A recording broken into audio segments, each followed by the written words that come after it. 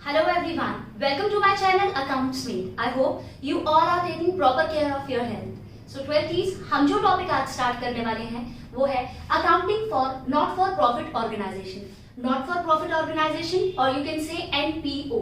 NPO क्या होता है? एक ऐसी ऑर्गेनाइजेशन जिनका मेन मोटिव प्रॉफिट अर्न करना नहीं बल्कि सर्विसेज रेंडर करना है. ऐसी ऑर्गेनाइजेशंस को बोला जाता है एनपीओ.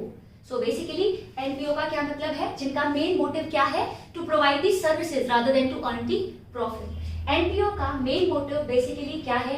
चैरिटी करना, किसी रिलीजन को प्रमोट करना, किसी एजुकेशन को प्रमोट करना, एजुकेशन को प्रमोट करना बेसिकली इनका मेन मोटिव होता है. इनका नाम इनकी फंक्शनिंग को डिनोट करता है. Like ABC sports club. तो स्पोर्ट्स क्लब क्यों बना है? क्योंकि ये स्पोर्ट्स को प्रमोट करने वाला है. कोई भी स्कूल तो ये क्या करने वाले हैं? एजुकेशन को प्रमोट करने वाले हैं. So basically what NPO is, एक ऐसी ऑर्गेनाइजेशन जिसका मेन मोटिव प्रॉफिट अर्न करना नहीं है बल्कि सर्विसेज प्रोवाइड करना है. ठीक है, एजुकेशन प्रमोट करना है, किसी कल्चर को प्रमोट करना है, किसी स्पोर्ट्स को प्रमोट करना है. ऐसी ऑर्गेनाइजेशंस को एनपीओ कहा जाता है. एनपीओ में जो पार्टनर्स होते हैं उनको बोला जाता है मेंबर. ठीक है, तो एनपीओ में जिसे हम कह देते हैं पार्टनर या कोई इंडिविजुअल सोल प्रोप्राइटर, तो बेसिकली यहाँ पार्टनर्स नहीं होंगे. उन पार्टनर्स को क्या कहा जाता है? मेंबर्स. और जो भी मेंबर्स, पहली बात तो प्रॉफिट होता ही नहीं है ऐसी ऑर्गेनाइजेशंस को. अगर कभी प्रॉफिट होता है तो उस प्रॉफिट को क्या कहा जाता है? सरप्लस. अगर उसकी इनकम उसके खर्चों से ज्यादा हो जाए तो उसको कहा जाता है सरप्लस. मींस प्रॉफिट का नाम बेसिकली क्या हो जाएगा यहाँ पर? पार्टनर का नाम जैसे मेंबर हो गया तो प्रॉफिट का नाम हो गया सरप्लस. सरप्लस का ऑपोजिट अगर लॉस हो जाए तो क्या नाम होगा? डेफिसिट. ठीक, और जो भी वो प्रॉफिट होता है वो उसके मेंबर्स में डिस्ट्रीब्यूट बिल्कुल भी नहीं होता. ठीक है, जो प्रॉफिट है और यू कैन से अब सरप्लस, वो सरप्लस कभी भी मेंबर्स में डिस्ट्रीब्यूट नहीं होता. ठीक, तो बेसिकली एनपीओ के बारे में क्या क्या समझ में आया आपको? एनपीओ एक ऐसी ऑर्गेनाइजेशन है जिसके मेंबर्स ने वो बनाया है प्रॉफिट अर्न करने के लिए नहीं बल्कि सर्विसेज प्रोवाइड करने के लिए. अगर वहां कभी भी प्रॉफिट नहीं बोलेंगे, अब क्या बोलेंगे? सरप्लस. अगर कभी भी वहां सरप्लस होता है, कभी भी उनकी इनकम उनके खर्चों से अगर ज्यादा हो जाए, सरप्लस हो, तो वो सरप्लस कभी भी डिस्ट्रीब्यूट नहीं होगा उनके मेंबर्स में. और जो कैपिटल थी हमारी बैलेंस शीट में, उस कैपिटल का नाम क्या हो जाता है यहाँ पर? Capital fund. तो रफली हमें थोड़ा थोड़ा आइडिया लग गया व्हाट एनपीओ इज. अब इसे सीक्वेंस में एक बार पढ़ लेते हैं. So what NPO is? NPO क्या होती है? एक ऐसी ऑर्गेनाइजेशन जिसका मेन मोटिव क्या है? To render the services. NPO का काम क्या होता है? वो प्रमोट करती है किसी चैरिटी को, रिलीजन को, एजुकेशन को, आर्ट एंड कल्चर को या स्पोर्ट्स को. Means their main motive is to किसी भी कल्चर को, किसी भी एजुकेशन को प्रमोट करना है, प्रॉफिट अर्न करना उनका बेसिकली मोटिव नहीं है. बेसिकली सर्विसेज रेंडर करना उनका मोटिव है. Surplus not distributed among its members. मैंने अभी आपको बोला अगर कभी भी पार्टनरशिप में तो नॉर्मली आपको प्रॉफिट होता था, नॉर्मल बिजनेस में आपको प्रॉफिट होता था. एनपीओ में भी कुछ इनकम होगी हमें, कुछ खर्चे भी होंगे. तो उन खर्चे और इनकम के डिफरेंस से अगर हमारा प्रॉफिट आया तो उसको बोलेंगे हम सरप्लस, और अगर कभी लॉस आया तो हम उसको क्या बोलेंगे? डेफिसिट. सरप्लस कभी भी मेंबर्स में, मेंबर्स क्या थे? जो भी उस एनपीओ को बना रहे हैं उन्हें कहेंगे मेंबर्स. तो सरप्लस कभी भी मेंबर्स में डिस्ट्रीब्यूट नहीं होता. सरप्लस आपके कैपिटल फंड में ऐड हो जाता है. और आप एनपीओ में कौन कौन सी स्टेटमेंट प्रिपेयर करना सीखेंगे? Receipt and payment account, income and expenditure account and balance sheet. ठीक, सो बेसिकली मैंने क्या बताया आपको कि एनपीओ एक ऐसी ऑर्गेनाइजेशन है जिनका मेन मोटिव सर्विसेज रेंडर करना है. स्टिल इन्हें कुछ इनकम होती है. इनकम क्या होती है जरा थोड़ी सी डिस्कस कर लेते हैं. जैसे डोनेशंस. इन ऑर्गेनाइजेशंस को पर्संस के थ्रू, किसी भी या मेंबर्स के थ्रू या बाहर से डोनेशन, चंदा रिसीव होता है. तो डोनेशंस बेसिकली इनकी सोर्स ऑफ इनकम है. लीगेसीज, अगर किसी पर्सन की डेथ के बाद इन ऑर्गेनाइजेशन को कोई अमाउंट रिसीव हो तो उनको लीगेसीज कहा जाता है. So legacies also a source of income for NPO. Grants, अगर गवर्नमेंट के थ्रू इनको कोई फाइनेंशियल असिस्टेंस मिलती है तो उसको बोला जाता है ग्रांट्स. ये भी इस एनपीओ की इनकम कंसिडर की जाती है. लाइफ मेंबरशिप फीस या एंट्रेंस फीस, अगर इस एनपीओ में कोई भी मेंबर एंटर होना चाहता है तो उसको एंट्रेंस फीस के नाम से अगर कोई अमाउंट देनी पड़ रही है, या as a whole life membership fees के नाम से अगर कोई अमाउंट रिसीव होती है इस ऑर्गेनाइजेशन को through that member, it is considered as the income of that NPO.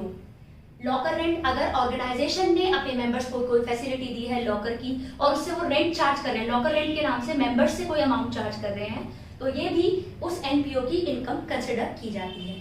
तो बेसिकली आपको समझ में आया कि एनपीओ का मतलब क्या है। एनपीओ एक ऐसी ऑर्गेनाइजेशन है जिसका मेन मोटिव सर्विसेज रेंडर करना है rather than to earn the profit. ये किसी एजुकेशन को प्रमोट करना, कोई सर्विसेज प्रोवाइड करना, किसी कल्चर को प्रमोट करना या स्पोर्ट्स को प्रमोट करना इनका मेन मोटिव होता है। यहाँ पार्टनर्स नहीं होते, यहाँ क्या टर्म यूज करेंगे हम, मेंबर्स। तो एनपीओ में क्या होते हैं, मेंबर्स। प्रॉफिट नहीं होता, एनपीओ में क्या होता है, सरप्लस। लॉस हो तो डेफिसिट। तो सरप्लस कभी भी मेंबर्स में डिस्ट्रीब्यूट नहीं होता, ठीक। और कैपिटल नाम की कोई चीज नहीं पढ़ने वाले हम एनपीओ में। यहाँ क्या वर्ड यूज होगा, कैपिटल फंड। एनपीओ की सोर्स ऑफ इनकम भी डिफरेंट है, जैसे donation, legacies, grants, life membership fee, entrance fee, locker rent etcetera. So hopefully आपको रफली एक आइडिया लग गया है कि what NPO is. So NPO में हमें क्या क्या पढ़ना है, receipt and payment account, income and expenditure account and balance sheet. Receipt and payment account बहुत सिंपल है, तीनों ही और दो चीजें बहुत सिंपल है। हम वन बाय वन अपनी कमिंग वीडियोस में इनको कवर करने वाले हैं। रफली एक आइडिया मैं आपको देना चाहती हूँ अभी। Receipt and payment, receipt and payment is just like your cash book. और वो कैश बुक कौन से बेसिस पर बनी, कैश बेसिस। मींस जितने भी पैसे आए या जितने भी पैसे गए इस ऑर्गेनाइजेशन के, चाहे वो इस साल से रिलेटेड थे चाहे वो इस साल से रिलेटेड नहीं थे, वो सारे रिसिप्ट एंड पेमेंट में कवर होंगे। रिसिप्ट मतलब अगर डोनेशन मिली, चाहे अगर मैं बात कर रही हूँ जैसे 2021 की, तो 2020 की मिली हो, 2021 की मिली हो या कमिंग ईयर की मिली हो, सारी डोनेशंस को क्लब कर कर रिसिप्ट में लिख दिया जाएगा। तो मतलब कैश बेसिस। साल से मतलब नहीं है कि इस साल से रिलेटेड है या नहीं है, टोटल डोनेशन, चाहे वो इस साल की मिली हो, चाहे पिछले साल की मिली हो, चाहे आगे आने वाले सालों की मिली हो, टोटल सब्सक्रिप्शन को, टोटल डोनेशन को, इनकम को रिसिप्ट साइड लिख देंगे। टोटल खर्चों को अगर हमने पे किए हैं, चाहे पिछले साल के चाहे आगे आने वाले सालों के लिए, हार्ड कैश जितना दिया है मींस कैश बेसिस। होपफुली आपको कैश बेसिस का मतलब समझ में आ गया होगा, और 11th क्लास में हमने इसको बहुत अच्छे से समझा हुआ है। कैश बेसिस का मतलब होता है कि एक अकाउंटिंग ईयर से रिलेटेड नहीं है, कितना पैसा आया कितना पैसा गया ये मैटर करता है। चाहे वो फर्नीचर सोल्ड कर आया हो, मतलब चाहे असेट सोल्ड कर आपके पास पैसे आए हो, चाहे आपको नॉर्मल रूटीन की जैसे डोनेशन या सब्सक्रिप्शन मिलकर इनकम मिली हो, वो सारी आपकी रिसिप्ट। जो भी कैश का आउटफ्लो हुआ है वो सारे आपके खर्चे, चाहे वो इस साल से रिलेटेड है चाहे वो आगे आने वाले साल से रिलेटेड है, वो आपके रिसिप्ट एंड पेमेंट अकाउंट में कवर होगा। Income and expenditure account, it is just like your P&L account. और इसमें क्या बनाएंगे, P&L अकाउंट मतलब इनकम और एक्सपेंस, किस बेसिस पर,